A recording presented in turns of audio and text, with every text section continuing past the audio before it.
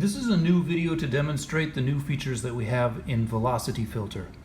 I'm going to start out by running AUM, and I'll get a session started where I have Velocity Keyboard as a MIDI controller. Wait for that to load, and then I'll load a synth.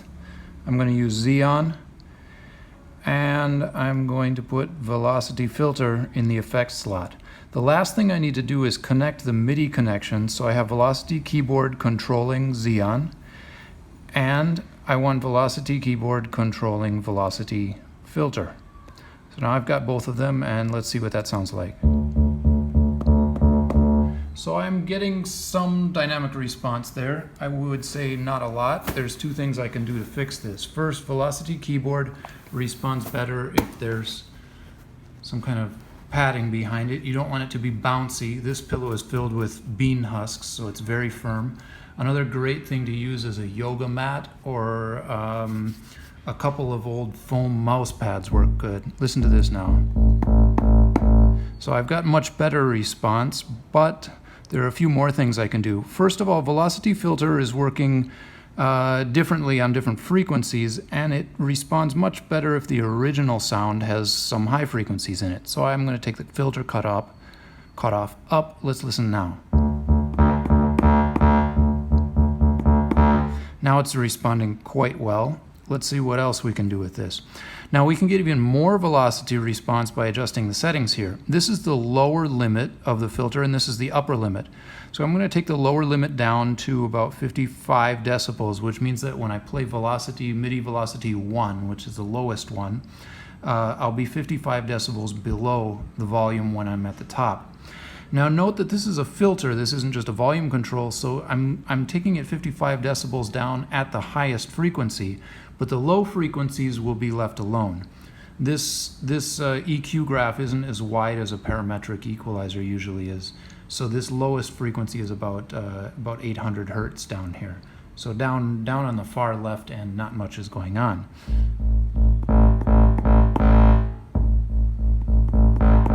And you can see there's this line which is showing the current filter setting, and it bounces up and down according to the MIDI velocity, so we can see what the filter is actually doing. Now, I noticed something odd just now. Let me play a really loud note. And the next note I'm going to play is soft. I want you to listen to the attack of this note. Did you hear that click? That click is happening because the signal is coming into the velocity filter. Let's close this so you can see it. I'm sending the same MIDI signal to Xeon, the synth, and to the velocity filter at the same time. And so the filter is trying to respond quickly and close that filter down, to clamp it down to get that soft sound. But Xeon already has started making noise, and you're hearing that filter close down. Listen again.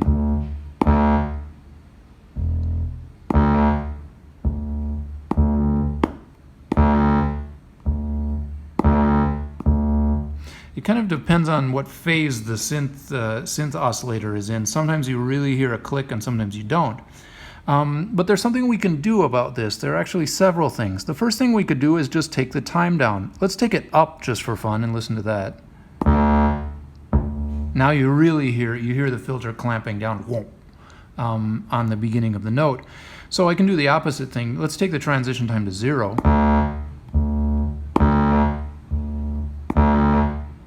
And that's really solved the problem. We don't need to do anything else. But you will find there are certain sounds where this isn't enough. And that happens especially on drum sounds, where there's an attack that's so loud so early that you really have to get this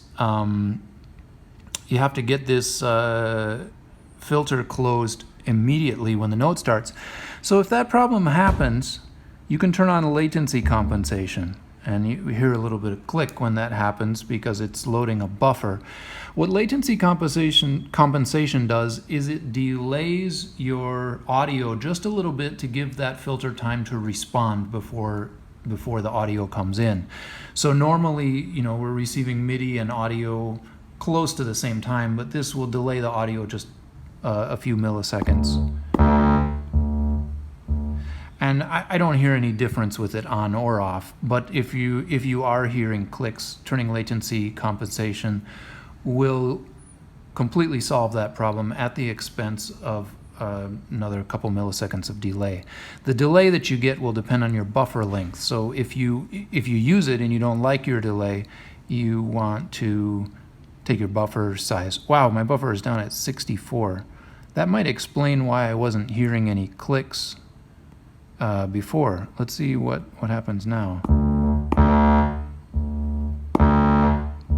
I'm still not hearing any click when there's a transition. So this filter has an adjustable frequency, and you'll find when you do more of the filtering on the high frequencies, that has a different tone from what you get. This is a bassier tone and more difference in volume, whereas this has somewhat less difference in volume, a different tone anyway. It's something you want to experiment with. I often find when I have the filter frequency set high, then I need to set the lower gain limit down more, and you can see it allows you to set it right off the screen, and that still works fine. That's a really nice wide variety of different tones, maybe a little too wide. I think it sounded better like this. So there's a big limitation of this filter, and that is that it's running on the entire audio signal coming out of the synth. So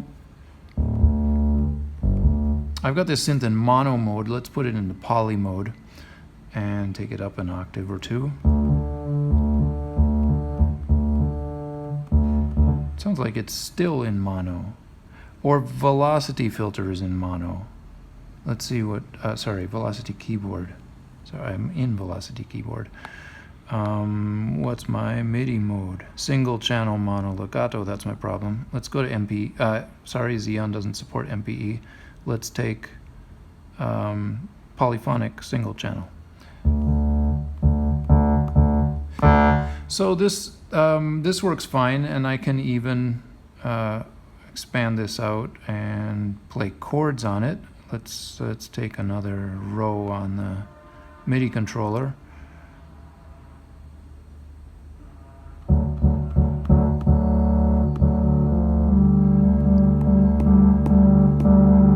But you'll notice there's something kind of weird going on here, because if I'm holding a note, like I'm holding this note, when I play the next note, that will affect the velocity of both notes.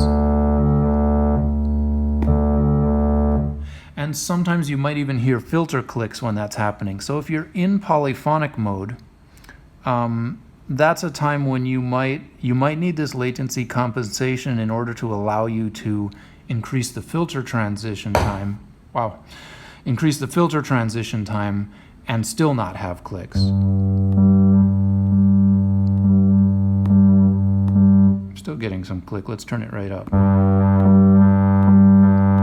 Right, so now I'm able to do those transitions and not get clicks and play polyphonically. So these are settings that you will want to experiment with. I'm going to leave latency compensation on for now. So you might be wondering, even after you've seen all this, so do I really need this? I don't know. It depends on what your use cases are. But one of the things that I like it for is when I'm browsing through synth patches. So I really like to have velocity sensitive synth patches, and obviously most of the patches that we have in any synth that we use, most of them don't tend to be very dynamic in terms of their velocity response. Some of them are, some of them aren't. So obviously you could go through all of your synths and you could modify all the patches to make them velocity sensitive, and you would usually do that by modulating the filter cutoff with velocity. And that's something that's not too difficult to set up in a synth like this one that has a modulation matrix. However, the sound that you get from velocity filter is quite different from what you get if you do that with a synth. And the reason is that if you look at these filter curves, we're not modulating the filter frequency. If you watch this, so what's changing here is the gain of a shelf filter. Actually, this is a combination of two shelf filters, a first order shelf filter and a second order shelf filter. And that gives you this very unique curve that, as far as I know, you don't get with any synths on the iOS platform, because normally the synths would be modulating the cutoff frequency of a low-pass filter, which has its own tone. But I personally find that if your goal is to imitate the way that physical objects respond to changes in velocity, this type of filter curve that we have here is a much more natural sounding imitation of what your ears expect when you think about hitting or striking a string or a vibrating object harder or softer. So I think we'll end the video here, because this demonstrates most of what I wanted to show you, and I'm going to do another video soon which shows using this with drums in BeatMaker 2. If you're interested in this kind of video, consider clicking the subscribe button so that next time you're watching YouTube, if we have a new video, our video will show up in your videos feed. Thanks for watching.